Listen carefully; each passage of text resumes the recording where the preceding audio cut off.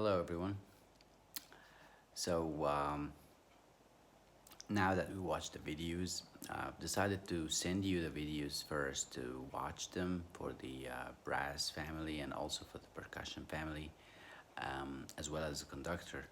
Uh, and of course, all these instruments are going to be different, and there are lots of things that might have not been in the video. So I wanted to just add a little bit and talk to you a little bit more about those instruments. For the brass family, originally, those instruments were made out of, well, the general wording for brass instruments, if you get to actually see, especially in the US, is horn. So horn is a general word for a brass instrument or an instrument that you actually blow air through when how that's how you produce a sound by buzzing. And buzzing looks like this. I'm a French horn player, so I get to show you this. So that's what you do. By doing that, you're actually, having that flutter in both lips, and that creates a vibration throughout the instrument.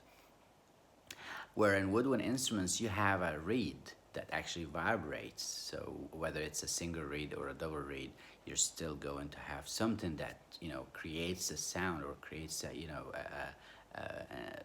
interruption in the airstream, and that creates the sound going through the instrument that creates it, and that's how the sound is made. With brass instruments, it's different because you have the entire instrument is made out of metal, and you have a mouthpiece to blow air in, and that's how the sound is produced. So you basically have to learn early on, or from the beginning, how to buzz on an instrument and how to stretch it in and out to actually make the difference.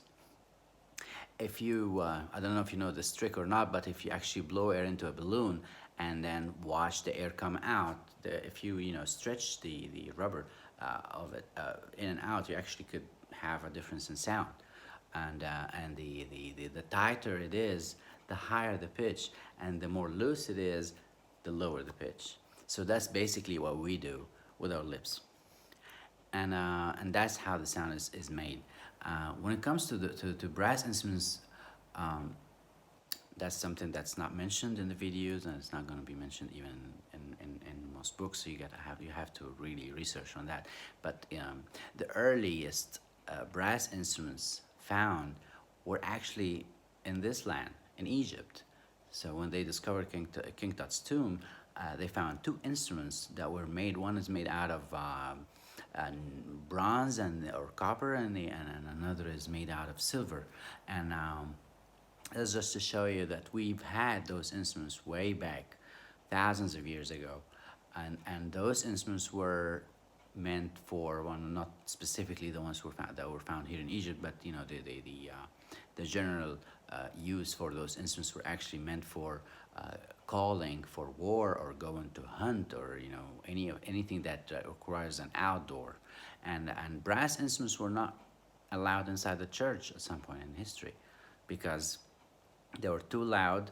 They were not really received as musical instruments. They were more like an instrument for an alarm to alert you for something, and that's has been the case, until the Renaissance and then the Baroque, and when we had compositions out of the church, they actually included those brass instruments, and it was not until the Baroque era and also the classical era even more that you actually get to see those instruments, a few of those instruments, and to be more specific, the French horn to be exact, and then later on the trumpets and the trombones. You found them in the orchestra, and later, even after that, in the Romantic era and the late Romantic era, you get to see the new instrument called the tuba. So Beethoven or Mozart didn't know anything about the tuba. It did not even cease to exist, and of course you had the French horn and the trumpet, and or in order from highest to lowest in pitch: trumpet, and then French horn, and then the trombone. When it comes to the trumpet, it comes in different sizes, and there are two that are very important for any trumpet player, two sizes of a trumpet, and that's the trumpet in B flat and trumpet in C. Those are the ones that are always going to be with any player playing in an orchestra. And there's also the piccolo trumpet. The piccolo trumpet is different than the piccolo. The piccolo, when you say piccolo, that's the flute. When you say piccolo trumpet, that means the petite or the small trumpet. And those instruments originally did not have any of those fingers. So you basically had a tubing that's been bent, and then you blow air into it, and with the help of the lips, you get to control the high or low pitched. And but then you were not able, or the player was not able to actually produce all the notes like a violin would or a woodwind instrument would. So we were very limited in the number of notes produced on those instruments. That rule still also applies for the French horn, where the difference is with the French horn is that it actually had an extension added to the instrument to extend the length. The length of a French horn, if you actually, if it was not bent, is about 16 feet. That's like 5 meters in length. So when I play my French horn, I actually blow into about 5 meters of an air stream. And with an extension added, you get to control the pitch or the key or the scale that you are allowed to play in, but only with a few number of notes. And that is why when you hear a Beethoven symphony, pa pa pa pa pa pa pa pa, and that's all the French horn does. And then from then on, the violins take it over, and on, and they are able to play those notes, but the French horn was only able to play those two notes and then two notes, but not the notes that are in between. When it comes to the trombone, it was different though. The trombone plays with a mechanism or a technique that's different than the trumpet and the French horn. It's called the sliding mechanism. So you control the airstream with your lips, but also with the help of the arm. A trombone player, or most trombone players in the orchestra, play either a tenor or a bass trombone. So you have a tenor trombone, you have a bass trombone, you have an alto trombone, you have different sizes, just like the trumpet. But then the standards are always going to be a tenor trombone and then a bass trombone.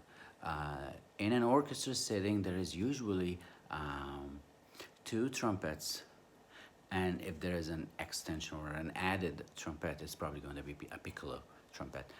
With the French horn, it comes in one size, and with the trombone, you have 2 tenors and one bass trombone.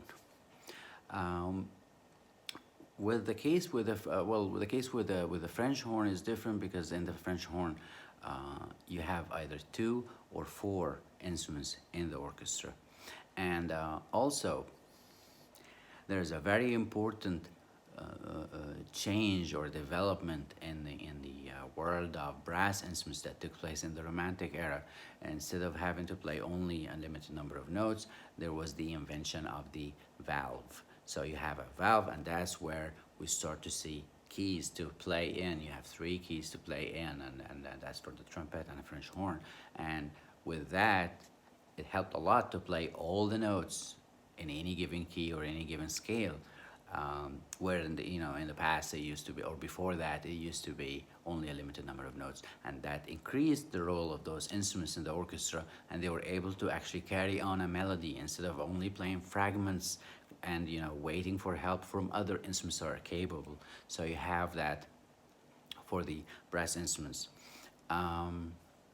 The tuba is the latest invention, and it came after the invention of the valve. And of course, you have different sizes of a tuba. There are like 5 sizes of the tuba, but the ones that are always in the orchestra is the bass tuba, or bass tuba, like we call it here. And the bass tuba is the lowest in pitch, and that is pretty much the spectrum of notes for the trumpet, French horn, then trombone, and the lowest, or the biggest or largest, is the tuba. Another thing that actually meant to tell you guys regarding woodwind instruments, just like there is a development in the world of brass instruments, there's also in the woodwind instruments the invention of the key system. So instead of having to play on the primitive or old woodwind instruments, they had holes, like if you know the ney that we have here in Egypt, it only has holes, and you have to close the holes with your fingertips, and that's how you play you actually control the sound. Well, they invented the key system, and the invention of the key system allowed you to press a key, and that key closes as many holes, like two or three of them, and that even developed the instrument, of course, and that resulted into having a more capable instrument than the one before. And that's for the woodwind instruments. So this is the woodwind instruments are flute, oboe, clarinet, and bassoon, from highest to lowest in pitch, and also the brass instruments from highest to lowest is trumpet, French horn, trombone, and tuba. Now we get to percussion instruments. Now, percussion instruments are always going to be in a huge number. Like we have a lot of percussion instruments because composers tend in the classical and after that, of course, especially or specifically in the Romantic era, they tend to use what we call exoticism. So bring in sounds from faraway lands, and they were always they always favored having or bringing in percussion instruments, and that is why you see. Percussion instruments, and you could kind of tell where they're from. Like, for instance, the gong, the big rounded metal that that's in the opening of the Olympics and all that. This is from the Far East, and you could tell that others are from Africa, or they could always give you an indication. Like the castanets and all that's in South America. You have a lot of those instruments, and they did not really appear until the Romantic era. Before that, you had the timpani, and only a few number of those instruments were added later on. And of course, you have two categories of percussion instruments. A percussive instrument is an instrument that produces a sound by hitting or striking. So that's a percussion instrument, or that's a percussive instrument, or that's a way of producing a sound. Okay, with percussion instruments, you have two categories. You have a pitched percussion instrument, and you have an unpitched percussion instrument. A pitched percussion instrument is an instrument that's capable of playing, or when you hit or strike it, or make a move with it, it actually creates a sound with a note. So you have notes like bells. You have the timpani, that big rounded, that is like the one you see in the video. You could control with the pedal. You could control the tonality or the notes that are coming out of those instruments. And the list goes on for all these, pitched percussion instruments. You have the vibraphone, the marimba, the bells. We have so many of them. And also, believe it or not, the piano is a pitched percussion instrument. Reason being is that the piano is consists of, or is designed as to be a set of strings with mallets for each string. So when you hit a key, that mallet hits the string, okay, and that makes it a percussive instrument. So it's categorized as a pitched percussion instrument. On the other hand, you have unpitched percussion instruments, and an unpitched percussion instrument like the tabla, like the snare drum, the drum set, you name it, the triangle. There's a whole big list that we have in the handout as well for all these unpitched percussion instruments that only produces what we call like a sound effect. So it's only an effect, but not with an exact tonality. Somebody might say, well, you could tune a drums or drum set. Well, you tune it to high and low. It's kind of like for tabla, you have a dum and a tek. You have a dum and a tek, but you don't really have an exact note that comes out of those instruments. or these instruments. So you have pitched and unpitched percussion instruments, and it's really important to know those the difference between the both of these. Um, and That's that for the percussion instruments.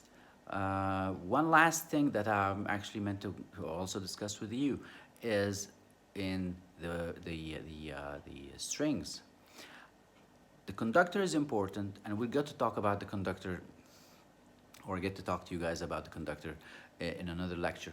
But there is an important position in the orchestra. See, everyone has to actually audition to be placed in an orchestra based on their seat. So, for instance, for the violins, you see they sit in pairs behind each other, but then the first row is different than the last row. Like the closer you are to the conductor, the more advanced you should be, or the more experienced you should be as a musician. And to actually get placed from third row to second row, you have to actually audition for that, or you have to actually apply for that. You have to earn it, in other words. And also, the person that's sitting near the audience or on the outside is going to be different than the one sitting on the inside. So even that makes a difference. This is just to show you how articulate the orchestra is in the Western traditions. And then we have the first person that sits on the outside near the conductor in the first violin section, that we call a concertmaster. The concertmaster is a special case. The concertmaster does not really audition for that position. He actually gets invited to play there because he's supposed to be somebody with some fame, or somebody famous, or who has a lot of experience, and could actually make a huge difference in the orchestra. And that's the person that gets to communicate with the conductor directly, and that's the person that gets to communicate with the principals of the rest of the string section, as well as the other principals as well, in the winds in general, or the percussions. And he also has a say in the bowing, how to pronounce the music, up or down. And they got all these signals for it to be written in the parts and all. So whatever he's writing, or whatever is written down by the concert master in rehearsals, everybody in the strings has to copy in their own music sheets to make sure that they're all pronouncing the music together. And that's how I like to call it. It's like a choir. When you get to sing, you have to breathe together. You know how to play, or to approach a note, and how to fade out from a note. You have to stay as one, or you have to sound as one. And that's exactly the case with the strings, or with the orchestra as well. So the concertmaster is an important position in any given orchestra, and it's usually someone with a lot of experience, not just somebody that auditions for the place or gets the place by playing or showing their skills. They're actually someone with a lot of experience more than anything else. So that's that for the concertmaster. Now we have the conductor, and I think the conductor deserves one lecture by himself. So we get to talk about that next time. I will see you guys tomorrow for the Zoom, and I'll make sure to send you the ID, if I'm not mistaken. See, I've not really done much of Zoom, but I've seen it, and I'm pretty sure it's going to be really fun to finally get to see you guys, and we get to talk. And if you have any questions or anything that we need to discuss, so prepare yourself, and I will see you very soon. Thank you. Bye.